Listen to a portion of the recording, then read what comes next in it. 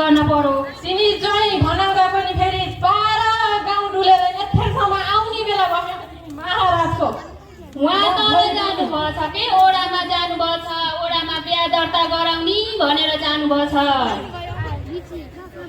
अब आउँदै हुनुहुन्छ होला नि, आउनुहुन्छ।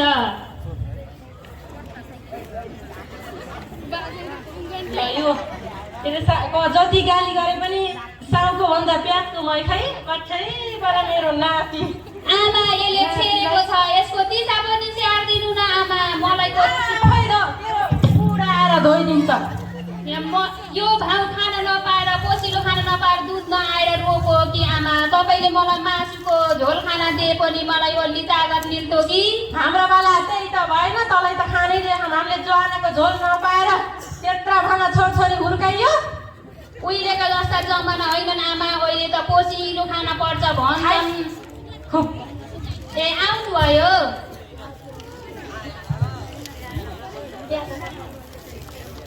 नागरिक के अरे बिहा दर्ता बन्नु बन्देन रे, सानै उमेरमा बिहा गर्यो, बिहा दर्ता बन्देन भन्नुभयो वडा अध्यक्षले। सानै उमेरमा बिहा गर्न आत्ति युति निकाल नागरिक बन्देन फोटो कपी सबै कल नगरौ। यहाँ कल गर्ने न, उता डोबाट गएर कल गरेर गर्ने भए यहाँ कल गर्ने होइन। यो चाहिँ के अरे धामी बोलाएर लिएर आउनु जानु।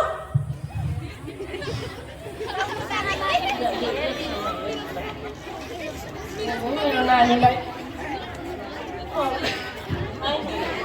मेरो नानीलाई के भयो गर्छ, छेरे गर्छ। सन्चै हुन्न धामी बा झारको गरिदिनु के भयो छेरेको मेरे गर्छ। दुध पनि खानै खान्न। के भयो नानीलाई के भयो धामी गर्दा नानीलाई दुध पानीको पानी छुट्याइदिनु। यहाँनिर कसले बिगार पारेको त्यो त मलाई थाहा छ। यहाँ छिट्टो दुधको दुध धामी छुट्याइदिनुहोस्। के हो यस्तो यो फोरो यस्तो फोरो हामीले ल बस्नु बाजा सफाइ गर्ने ठिक गराइदिनु बहिनी दाजुभाइ आउनु होला, सरसफाइ गर्नु पर्छ भने भन्नु भएन त। यस्तो पनि सफा हुन्छ। कसरी बस्नु म जसरी भानीको मेरो नातिलाई ठिक पार्नु बस्नु। खै अब उस चाहियो नि, यहाँ बस्ने मात्र भनेर भएन। साबुन पानी चाहियो, पानी चाहियो, त्यो ल्याउनुहोस् पहिला। तिनी साबुन नखानेका छौँ त। यस्तो वरपर सरसफाइ गर्नु पर्दैन आफू बस्ने ठाउँमा। यस्तो गरेर पनि कोही हुन्छ। आजकल कोही सरसफाइ गर्नुपर्छ भन्ने थाहा भएन। सफा छ क्या मेरो नातिलाई जसरी भानीको ठिक गराइदिनु पर्यो। अहिले सफा ठाउँ बनाएर बल्ल बस्ने हो। यस्तो गरेर त हुनुपर्छ। सुन्न दिएन नानीले। के भयो पहिला हजुरले जाउनुहोस्।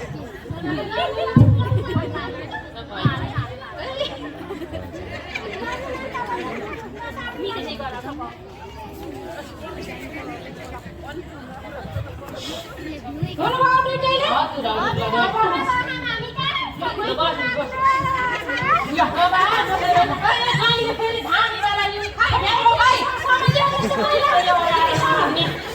आमा मात्रै जानेका हामीमा त बोलाउने सरसामान छैन। त्यसै हेर्नुहोस्, के हेर्ने हो यहाँ? छिटो गरिदिनु।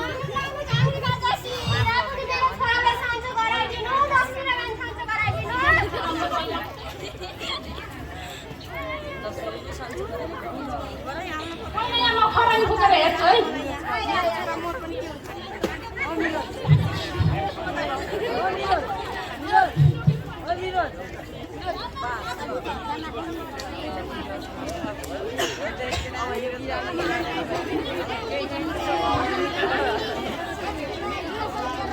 हेर्दा त केही देखिन्न त।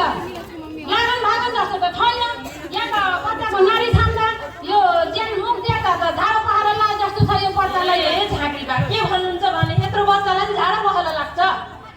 नचाहिने कुरा गर्ने यो धामी बाले जस्तो बिमारी ल के लाग्छ छिटो गर्नु नसिर नानी सन्चो गर्न लिनु मेरो छोराले वाकेको गर्न हेर्नु उठ्नु न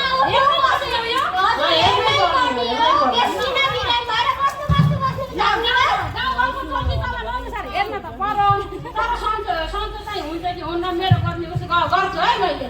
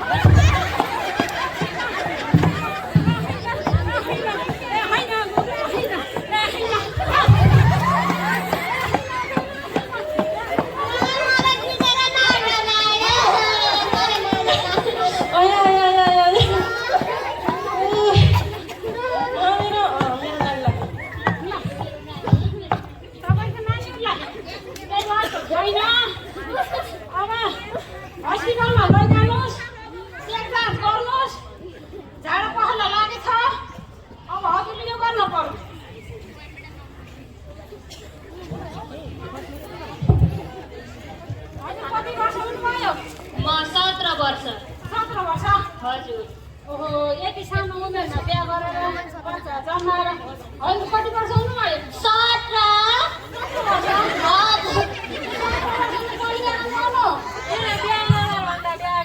धामी भाइ यस्तो हेर्नु त अहिले यो नातिलाई के भयो यो छिटो सन्चो गराइदिन पर्यो अब यो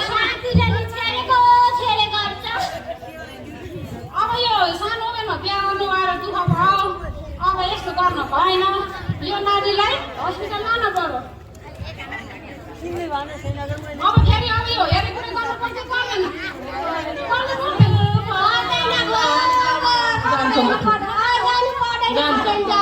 हस्पिटल जान्छौँ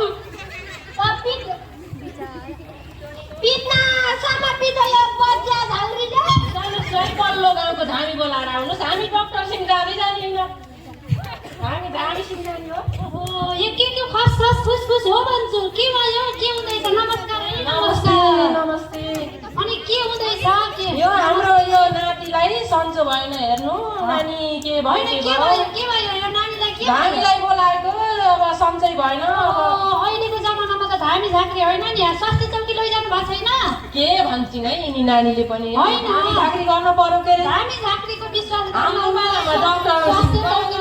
हस्पिटल गएन स्वास्थ्य चौकी लैजाने हस्पिटलमा लैजाने त्यस्तो गर्नुपर्छ नि धामी झाँक्रीको विश्वास गर्न हुन्न नि सानै उमेरमा बिहे गर्यौ तिमीलाई मैले भनेको हो कि होइन पहिलेदेखि सानो उमेरमा बिहे नगर सानै उमेरमा बिहे गर्दा सानै उमेरमा बच्चा जन्मिन्छ अनि यस्तो हुन्छ भनेर मैले पहिल्यै सम्झाएको थिएँ अहिले म पढेर म यस्तो भइसकेँ ल नानी धन्यवाद हामी अब बुझ्यौँ हामी